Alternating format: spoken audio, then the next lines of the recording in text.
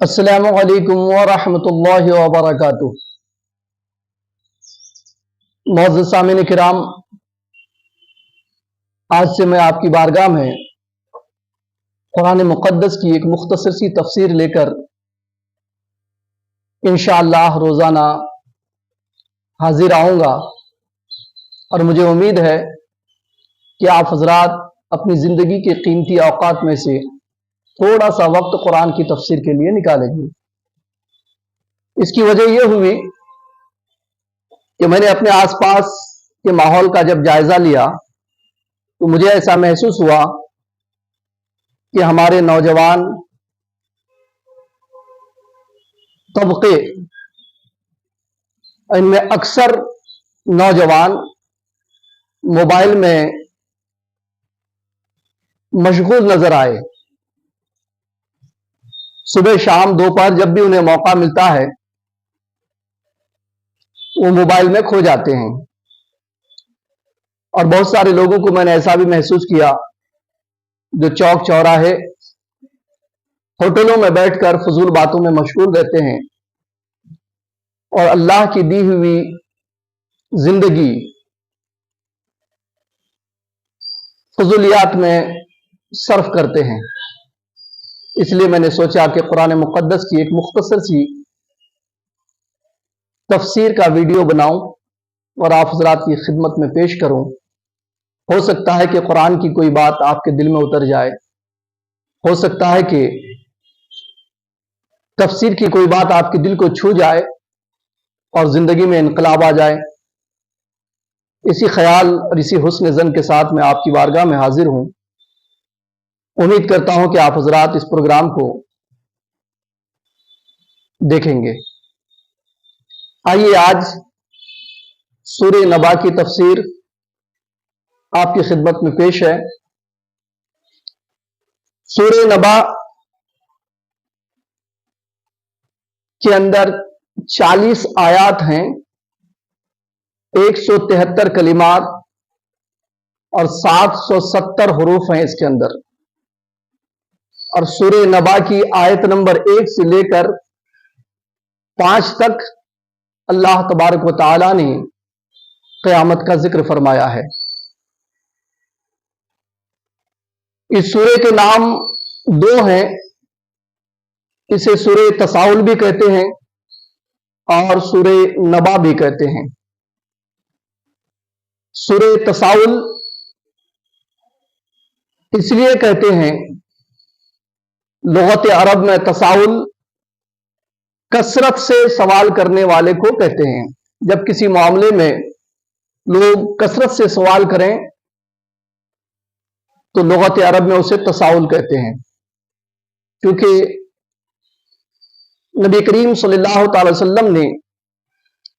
جب اپنی نبوت کا اعلان فرمایا تو لوگ کثرت سے ایک دوسرے سے اس تعلق سے سوال کرتے تھے، اس لیے اس سورہ کا نام تساؤل رکھا گیا، اور اسے سورہ نبا بھی کہتے ہیں۔ سورہ نبا کہنے کی وجہ تسمیہ مفسرین یہ بیان کرتے ہیں کہ لغت عرب میں نبا بمعنی خبر ہے، اس لیے اسے نبا عظیم کہا گیا، یعنی ایک عظیم خبر، بہت بڑی خبر۔ یہ بڑی خبر کیا ہے؟ تو چونکہ آیت نمبر 1 سے لے کر 5 تک قیامت کا ذکر ہے، اور قیامت اپنی ذات میں عظمت رکھتی ہے اور اپنے مضامین کے وقوع میں بھی عظمت رکھتی ہے، اور جو قیامت کو سمجھنے کی کوشش کرے اس میں بھی اللہ تبارک و تعالی نے عظمت و بزرگی رکھی ہے۔ اس لیے اسے نبا عظیم کہا گیا کہ قیامت کی خبر گویا کہ ایسی خبر کہ جس کے بعد کوئی خبر ہے ہی نہیں، بہت بڑی خبر۔ تو چونکہ اس سورہ کے اندر قیامت کی خبر دی گئی ہے، اس لیے اسے سورہ نبا کہتے ہیں۔ اس کی وجہ تسمیہ سورہ نبا کہنے کی یہی بتائی جاتی ہے۔ اس کی شان نزول मुफस्सिरीन किराम ये बयान फरमाते हैं कि जब अल्लाह तबारक व तआला ने अपने महबूब सल्लल्लाहु अलैहि वसल्लम को शान नबूवत और रिसालत के साथ मबूस फरमाया, तो सरकार दो आलम सल्लल्लाहु अलैहि वसल्लम ने फारान की चोटी से अपनी नबूवत का ऐलान फरमाया और लोगों से फरमाया, लोगों, अल्लाह एक है और मैं अल्लाह का रसूल हूं। अल्लाह की वहदानियत का इकरार करो और मेरी रिसालत को दिल से कबूल करो। ला इलाहा इल्लल्लाह मुहम्मद रसूलुल्लाह सल्लल्लाहु अलैहि वसल्लम का कलमा पढ़कर दिल से कुफ्र की तारीकी निकालकर ईमान की रोशनी उसमें दाखिल करो। जब सरकार दो आलम सल्लल्लाहु अलैहि वसल्लम ने यह फरमाया तो कुफ्फार और मुशरिकीन एक दूसरे से सवाल करने लगे कि ये क्या कह रहे हैं। कोई कहता था मान तुम इल्ला बशरुम मिसलुना, आप तो हमारी ही तरह एक बशर हैं, फिर आप नबी और रसूल कैसे हो गए। कोई कहता था ये कोई दीवाना मालूम होता है, कोई कहता था ये मजनून मालूम होते हैं, कोई कहता था ये कोई साहिर और जादूगर मालूम होता है। इस तरीके से सरकार दो आलम सल्लल्लाहु अलैहि वसल्लम के ताल्लुक से लोग एक दूसरे से कसरत से सवाल करने लगे। तो ये आयत करीमा, ये सूरे मुबारक अल्लाह तबारक व तआला ने नाजिल की और फरमाया अम्मा यतसाअलून, ये लोग किस चीज के मुतालिक एक दूसरे से सवाल कर रहे हैं। अनिल नबइल अज़ीम, अजीम खबर के ताल्लुक से। यानी सरकार दो आलम सल्लल्लाहु अलैहि वसल्लम ने अपनी नबूवत का ऐलान फरमाया, अल्लाह की वहदानियत का ऐलान फरमाया कि अल्लाह एक है, मैं अल्लाह का रसूल हूं, और फरमाया लोगों, अगर इस चीज को तुम कबूल नहीं करोगे तो जब तुम मरकर जिंदा होगे कयामत के दिन अल्लाह की बारगाह में हाजिरी होगी, तब तुम्हें सख्त अफसोस होगा, तब तुम्हें पता चलेगा कि तुम लोगों ने कितनी बड़ी गलती की है। जब कुफ्फार मुशरिकीन ने ये सुना कि हमें मरकर जिंदा होना है तो उनको ताज्जुब हुआ कि क्या कोई मरने के बाद फिर जिंदा हो सकता है, कौन जिंदा करेगा हमको। चुनांचे उन्होंने ये कहा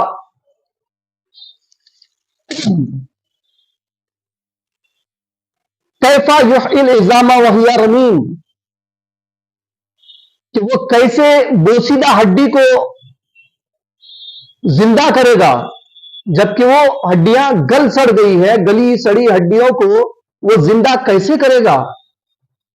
और कोई काफिर ये कहता था मता हाफिल वादू, ये जो आप कह रहे कयामत आने वाली कब आएगी जरा बताइए,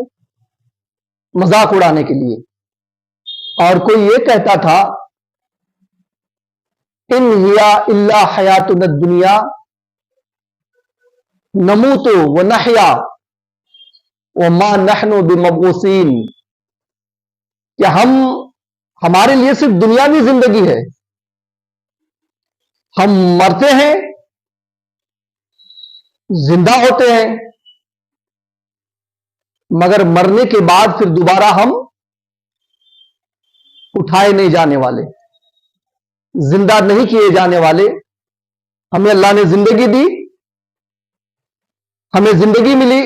इसके बाद फिर हम मर जाएंगे, मगर मरने के बाद दोबारा उठाए नहीं जाएंगे, कयामत कायम होने वाली नहीं है। इस तरीके से मुख्तलिफ कुफार मुशरिकीन अलग अलग अंदाज में सरकार दो आलम सल्लल्लाहु अलैहि वसल्लम की इस तबलीग को रद्द करने लगे और सरकार के सामने ही सरकार दो आलम सल्लल्लाहु अलैहि वसल्लम को साहिर, जादूगर, मजनून, न जाने क्या क्या कहने लगे और एक दूसरे से कसरत से सवाल करने लगे कि इनके ताल्लुक से क्या किया जाए, इन्होंने हमारे सामने कैसा पैगाम लेकर के आया है। 360 माबूदों को ये गलत कह रहे हैं, एक बेदेखे खुदा की तबलीग और एक बेदेखे खुदा की वहदानियत का इकरार और उसकी इबादत की दावत दे रहे हैं। तो अल्लाह तबारक व तआला ने ये सूरा नाजिल फरमाई अम्मा यतसालून, ये लोग किस चीज के मुतालिक एक दूसरे से सवाल कर रहे हैं। अनिल नबइल अज़ीम, अजीम खबर के मुतालिक। مرنے کے بعد اٹھائے جانے کے متعلق الذی ہم فیہ مختلفون، جس میں یہ اختلاف کر رہے ہیں، اس قیامت کے تعلق سے تو حضرت آدم نے بھی خبر دی، اس قیامت کے تعلق سے تو حضرت نوح نے بھی خبر دی، اس قیامت کے تعلق سے تو حضرت شیش نے بھی خبر دی،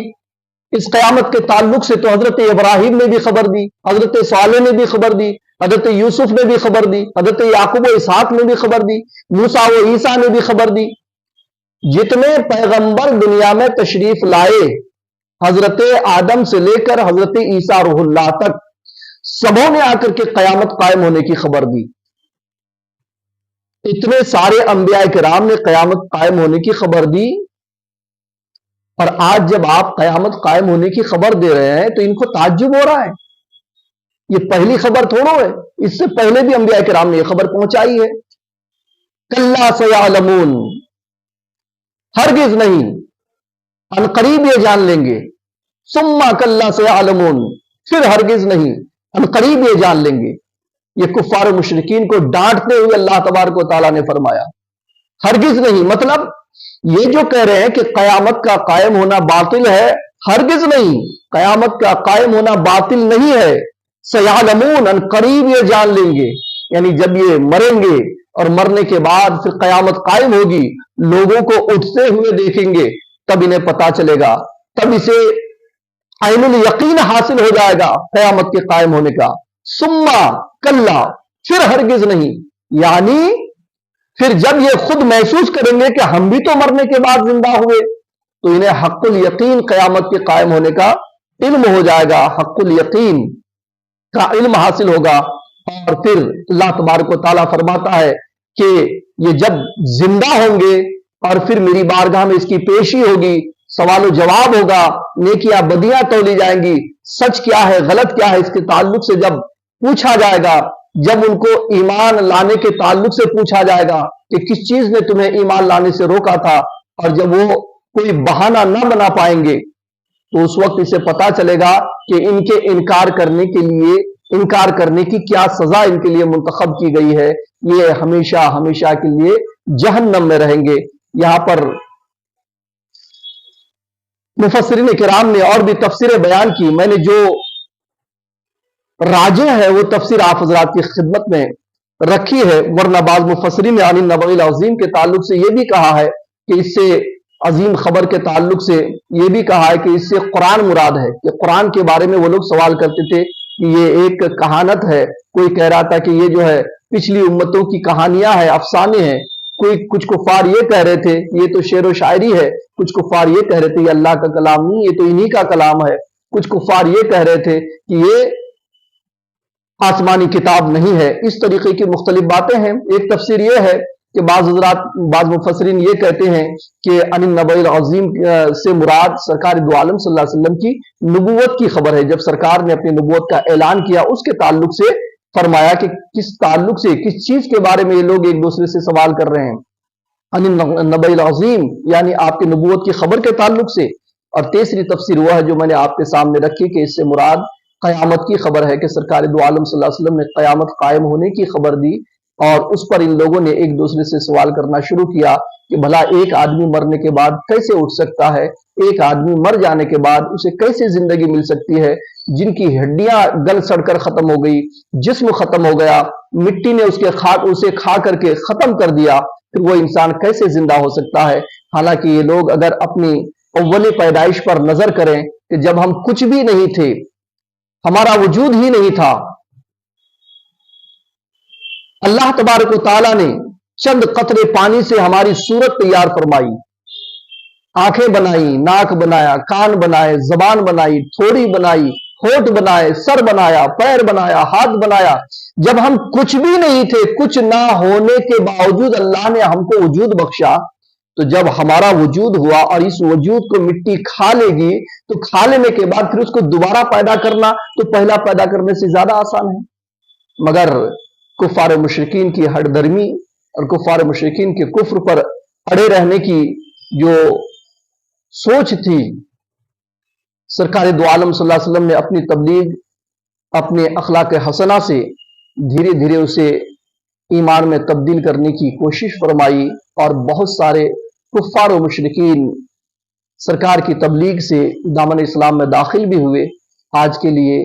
اتنی ہی، انشاءاللہ پھر ہم کل اسی وقت ملیں گے۔ السلام علیکم ورحمۃ اللہ وبرکاتہ۔